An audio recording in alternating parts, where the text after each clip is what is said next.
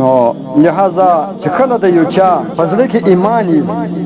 او بیا هغه د لمانځه د قضا کولو متعلق دومره سخت وعدونه او عذابونه واوري د علماو څخه او یا په خپله په کتابو کې وویني نو آیا هغه به بیا د لمانځه پرېښولو باندې جرأت پیدا کړي جرأت به پیدا کړي چې بیا به د لمونځ نه وکړي لمونځ به قضا کړي جرأت به بیا پر دې باندې وکړي چې د لمونځ قضا کړي بیا څوک جرأت نشي کولی هېڅ کله نشي کولی لیکن خو افسوس چې نن سبا د مسلمانانو ایمانونه دومره کمزوري سوي دي چې د دې دومره سخته او عذابو د اورېدو باوجود بیا هم ټوله شپه یا په فیسبوک باندې یا په چکو یا په کرمبوډو یا په نور فیسکو په جور په مجلسو باندې شپې تیرې شپې سهار کوي او د سهار د لمانځه هیڅ پروا هم نه ساتي بلکې په دې باره کې خصوصا چې بار ملکو ته تللي دي لکه ایران عرب امارات دوبۍ قطر ترک نور داسې ملکونه هغه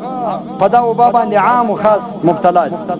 ولې دوی چې دي مسافران دي په چکه باندې ټیم پاسوي دوی مسافران دي په فیسکو په جور باندې ټیم پاسوي دوی مسافران دي په کرمبوډ باندې ټیم پاسوي دوی مسافران دي په العیاذ بالله په حرامو باندې چیش کوي ټیم پاسوي دا دوی د ځان لپاره ټیم پاسي بولي لہذا و داسې مسافر مخلوق ته هغه که بیرونی ممالک والای که اندرونی ممالک والای لکه کراچی اسلام آباد او دغه رقم بیرونی ممالک لکه ایران عرب امارات دوبۍ ترک قطر وغیره دا مسافران ته خصوصا زه وایم چې ای مسافرانو تر هر چا زیات یعنی په نسبت تر دا نورو ستاسو الله جل جلاله ته د قربت او اطاعت زیات ضرورت دی چې ته په سفر کې نور و الله جل جلاله ته ور قریب سي او و الله جل جلاله ته شپه او ورځ په جړا سي چې یا الله د مور او پلار او بچانو او قریبانو څخه را جلا سویم په خاطر د بچانو د نفقې د پیدا کېدو نو یا الله ته زما په رزق او روزي کې برکت واچي او زما د رزق او روزي دروازه زما په خپل وطن پاکستان یا په خپل وطن افغانستان کې را خلاص کړي او ما د دا کافر ملک او د دا کافر یا د دا شیعه خبیث د یا د دا شیعه نجس د دا د مزدوري څخه اخلاص کې یا الله دا خواص باید نور الله جل جلاله ته وکړي زموږ د نور د خدای څخه لري نو بیا په دنیا کې هم ذلیلې په ورځ د قیامت به هم ذلیلې په دنیا کې به د کافر تر لاس لاندې د کافر په مزدوري به اخته د کافر په ملکو کې به ټول عمر پر تیریږي او په آخرت کې به په ورځ د قیامت هم تر ارچا چی شي شرمنده وي چې د خدای څخه دومره لري شي او د خدای په نافرمانی کې انسان ډوب شي لہذا کچیر مؤمن مسلمان یعنی هر مسافر او کلیوال دا غواړي چې دای د بدو افعال څخه خلاصي لکه زناکاری غلا غیبت چغلخوري منافقت او شیطانت د مسلمانانو دلازاری یا لواطت